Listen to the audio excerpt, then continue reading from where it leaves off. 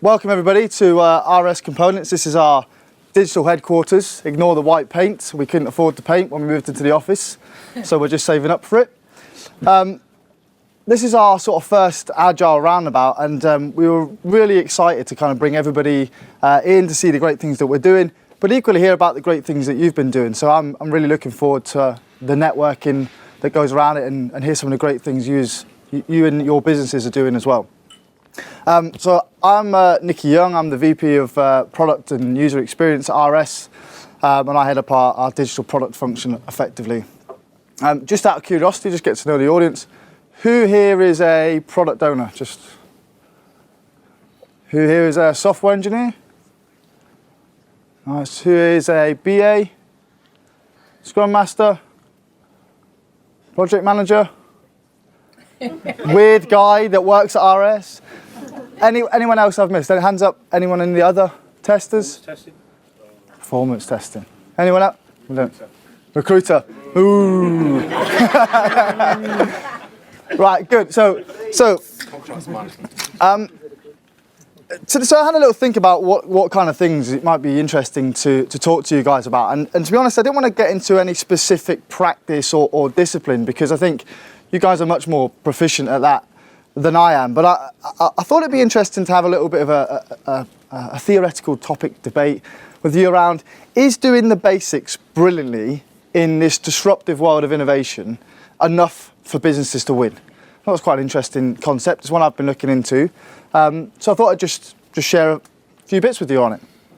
So, as we know, there is multiple ways, and there could be endless amounts on here of technology disruptions happening all at the same time. Things like mobile and voice, with Google's new launch of being able to book your hairdresser, something I'm very keen on. All the way through to AI and 3D printing, where you can have parts in minutes, massively disrupting the industry. Or IoT, specifically for RS Components. Who knows who RS Components are other than through this? Do you? Nice, more than I thought. So for us, things like smart factories and predictive maintenance become a real big thing in the industry. And effectively, what it's driving through IoT is that machines know when they're going to be faulty and need repair and need parts, even before we do. And that's the kind of disruption that's taking place. Coupled with that, you've got businesses or industry experts stating, like Forrester, that every business will be a digital predator or prey by 2020.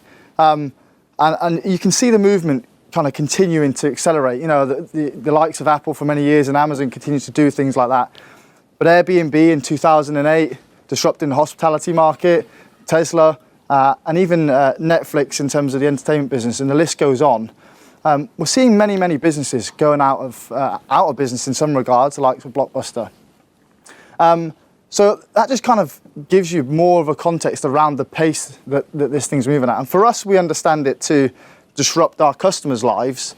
And these are our customers, Charles, Leo, and Sarah, around the product life cycle. And what we see as a result of these movements is effectively the speed of development and time to market becomes more and more pressurized. So it places more and more onus on businesses to serve their customers even better, in a more convenient, in a more easy way. So that just makes, in terms of the context, it makes it immensely difficult for businesses like us to really compete and continue to win as these things evolve. So what does that mean as a result for our customers specifically? Well, what we understand it to mean is that they want unparalleled ease of use. They want seamless convenience. They want to do business with you in a really efficient way. They want hyper-personalization, so they want it to be really targeted to them. And these are not necessarily new groundbreaking things, but they continue to be an undertone of what's taking place. And they want faster and real time. As the millennials and centennial come into businesses more and more and the demographic changes, what we see is that the instant gratification generation continue to drive higher expectations.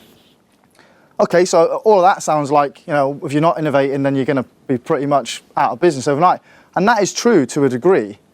But what I'd argue actually is innovation isn't about disruptive vision. This is kind of the debate you can have with me. It's not about disruptive innovation. It's about operational excellence. So let me give you a view of why I think that is. So this is our CEO. He joined a couple of years ago, and in 2016, all that kind of stuff going on in the wider industry, and he comes out and says, we're going to focus on doing the basics brilliantly. That's inspirational. Ruth, do you see what's going on out there? Elon Musk bringing rockets back from the moon and landing them in one piece, and we're going to focus on doing the basics brilliantly. So we were a bit like, well, that's a bit deflating. But turns out, if the share price is anything to go by, then he was pretty right. And RS has been on a pretty exciting journey for the last number of years, and accelerating what we do. So I thought it would be useful to draw some synergies between what we've been doing and what I've observed from some of these bigger companies I've talked about, the likes of Airbnb, the likes of Apple, the likes of Netflix, and just draw some comparisons to where we're at. So, anybody know who this guy is? Hands up if you know who this guy is. You in 10 years' time. Oh, hey! If I was Joe Gebbia, then I would be delighted in 10 years' time. Right, Joe Gebbia. And I'll talk you through a story. So Joe Gebbia coins this phrase that there's a gap between the vision and the customer. And he was a designer. He's a designer. He co-founded a startup business. And him and his other co-founder put all their investment, quit their 6-figure salary job, and put it into a startup business. They engineered the website and they released the website. And what they realized is that they were barely making $200 a week. I'm like, well, sure this thing was going to catch on. Got a clear vision of what it's about, sure it's going to catch on. So in a desperate bid to the business not going out, they go out and seek some of the customers that have been doing business with them. And they speak to them, and Joe refers to it in that article, so feel free to read it, that it was agonizing and enlightening. And what he found was that there were so many glitches, just standard glitches on the user experience, even to the calendar picker and different bits and bobs. So he brought that back, innovated it, in iterative fashion as we do. And they launched the improvements, and their weekly sales went up to $400 a week, and so on. And they repeated the process to $1,600, $1,800, so on and so forth. That business is Airbnb, and it's got a market cap of $31 billion now, disrupted the hospitality market entirely, outstripped heritage businesses like Hilton, at $23 billion cap now, going in the wrong direction. And the essence of that is all about founding your basis of improvements on strong understanding of your customer. We at RS operate an approach called user-centered design. We've moved on from ego-centered design where we were before. We had lots of that. And now we're basing everything that we do in our Agile vision on solid user experience research, customer programs that we go and buddy and spend time with the sales teams and customer services teams, so we understand the customer's needs. Even over there, our customer lab, we have customers in on a regular basis. So the first thing I'd say to you is everything you do to win has to be founded on customer understanding. Synergies between that and Airbnb. The next one is, anybody know who this guy is? Hands up. No, good. I feel like I'm educating at least. I was worrying whether this was going to be like, it's a bit boring, carry on. So this is Reed Hastings. He's the CEO of Netflix. Many people talk about Netflix's culture of pretty creative culture of empowerment and innovation. Little story. Netflix released an article about the fact that they're using big data. What does that mean? Big data. We all talk about. Well, they talked about actually what they did is they stitched all the views and searches and ratings together, and then they released a box set series called House of Cards. And every aspect of House of Cards is founded on data and understanding, predictability, even down to Kevin Spacey, which I struggle to believe, being the lead actor as the most viewed actor. And they backed that with £100 million. And that sounds incredibly innovative in the industry. Well, I'd like to share this video with you around, it's a short snippet from Reed Hastings around blitz scaling. And then it talks about actually, despite that innovation, some of the key factors of Netflix's success. In 03 and 04, we're growing really fast, 05 blockbuster attacks. And so we thought we were very clever. We came up with a number of ways to counterattack. And remember that everybody's got every DVD. So you've got basically the same, Blockbuster and us had the same content offering because it's non-exclusive licensing to get DVDs. So we could differentiate on our service fulfillment levels were 99% and theirs were 89. But that's like a really abstract for a customer, you know, thinking of signing up doesn't mean anything, right? And then they discounted massively, so it's like half our price. And so we were losing share. So, you know, we were struggling with what to do about it. So we did 3 or 4 big efforts. One is in the end of 2005, we added Netflix Friends, which was our own social network. And remember in 2005, you know, Facebook's just on a few universities, okay? It's our own social network amongst our members. And if you enabled each other, you could see what each other were renting and rating. And we thought, wow, the viral effects of this would be really powerful, et cetera. We added ad sales. Back in the day, it was like a Yahoo type banners, and we sold banners, you know, above the choosing interface. We added used DVD sales on our site to consumers. So, you know, of course, we had some excess DVDs from 4 years ago. So we added an operation to sell them for $4 a pop. And, you know, it's a different logistics, but we added all that. And we added Red Envelope Entertainment, which was a group that we brought in to buy DVDs, buy films out of Sundance and similar festivals to then publish them on DVD, so getting into content. So we did these 4 efforts. And each one, you know, was a dozen people, 15 people, and made us feel great. I mean, the employees loved them because, you know, here was a tangible thing that was not just 98% versus 89%. Here was a thing that they couldn't do or weren't doing. It was a differentiator, right? And wasn't management so clever? And we went through these waves of battles in 2006 and 2007. And in the end, we won. They ended up closing down their online thing and 2 years later going completely bankrupt. But we looked back, and none of those 4 efforts made any contribution to our victory. And one by one, we had closed them down along the way, every single one of those 4. And so in hindsight, we realized when attacked, we should retreat to do the core better and not try to broaden the surface of attack, essentially. And it was a great lesson for us of focus. Effectively, what he says in that snippet of blitzscaling is when new entrants like Amazon Instant Video come into the market, the first thing they did is sit down as a leadership team and work out how they were going to defend their position. And the thing that they did is come up with a number of ideas, different programs, 4 to be specific. And they put a load of effort and time and investment around them. And then over time, over that 2-year period, what they realized is they disbanded each one of those initiatives and found that despite moving through the performance, the thing that got them to the end game was that they focused on doing the core better. And none of those 4 initiatives actually drove any value at all for their success and from Netflix results. And so what Reed Hastings talks about is when you're coming under attack as businesses with lots of disruption in the industry, actually retreating to do the core better is the most pivotal thing that you can do as a business. And he coins the phrase of broadening your surface of attack. So the more innovation and more disruption you do, the bigger chance you are of fragmenting your focus as an organization and broadening your surface of attack for your competitors. And so actually, the one thing that we've done at RS is made sure that we stuck to understanding from our customers' point of view what it is that they really understood about RS and why they choose to do business with us. And we put all of our effort and focus into making sure they had an excellent experience every time they went through that process, whether it be by delivery and high service levels, whether it be by vast range or on-site digital experience. And I would really encourage you to watch it, and it really does bring home the points around actually many businesses run to a position of innovation, and actually maybe they should retreat to do their core even better.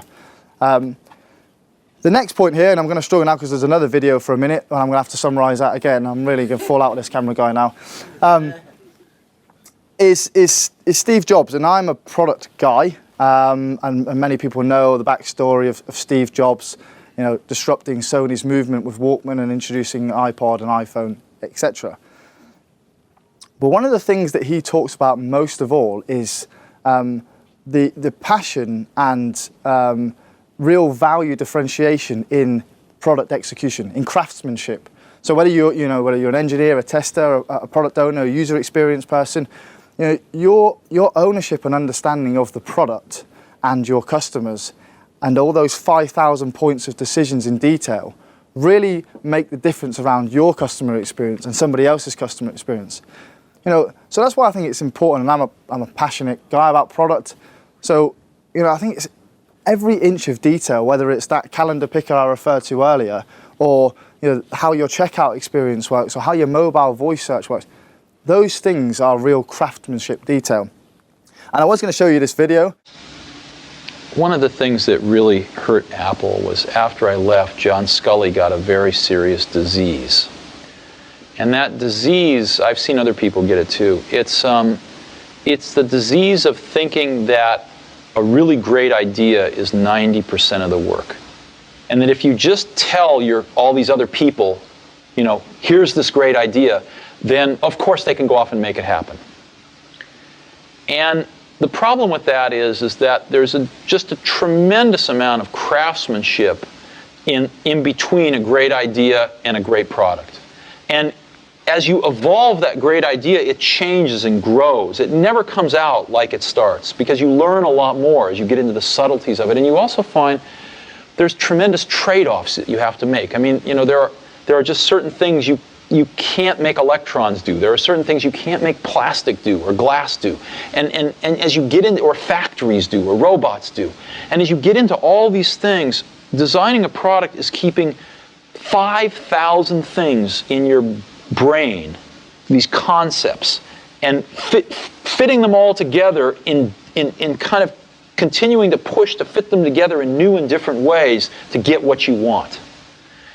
And every day you discover something new that is a new problem or a new opportunity to fit these things together a little differently. And it's that process that is the magic.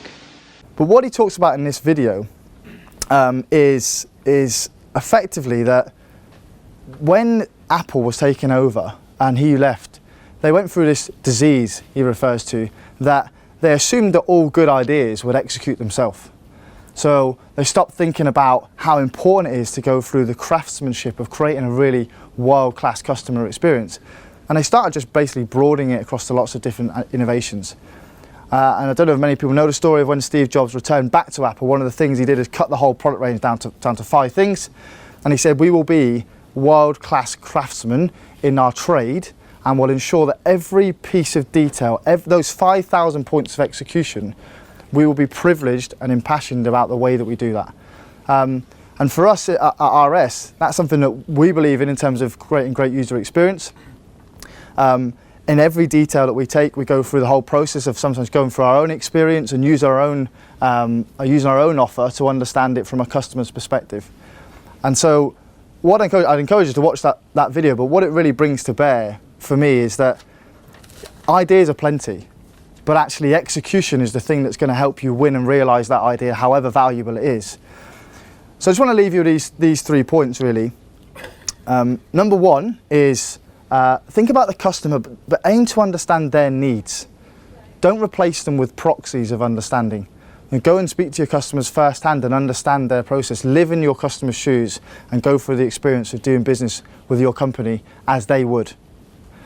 The second one is think about imitation and iteration over innovation. Many companies think about innovation, and there's probably a few good ideas, so I'm not suggesting don't do innovation at all. But actually, I think your probability increases exponentially if you take the best bits of many experiences out there and you execute that in an agile fashion through iterative improvements based on your responsiveness as an organization, based on your customer understanding. You will deliver and delight customers much quicker than you will through any breakthrough innovation. Happy to be challenged in the break on that one. And be a master of the detail and execution in any trade that you do. Be passionate about what you do, love what you do, but take ownership of making sure that every aspect of your role and your outcomes you've owned the detail of. And they're the 3 things that we strive for at RS. And I'm a big believer that our business performance over the last 2 years has been solely down to our focus on customer, our focus on getting the basics right and iterating at a real rapid pace, founded in that customer understanding, and being really passionate about the detail and the operations that we run. And that for us has helped us grow our digital business exponentially and overall our business performance. So with that, I'll see if I can run the videos after, because it would be good to share them with you. That's it for me. That's all I wanted to share with you. I hope it's been useful. I look forward to having a few debates in the break with you over a beer. But that's RS in a nutshell. Thanks for listening.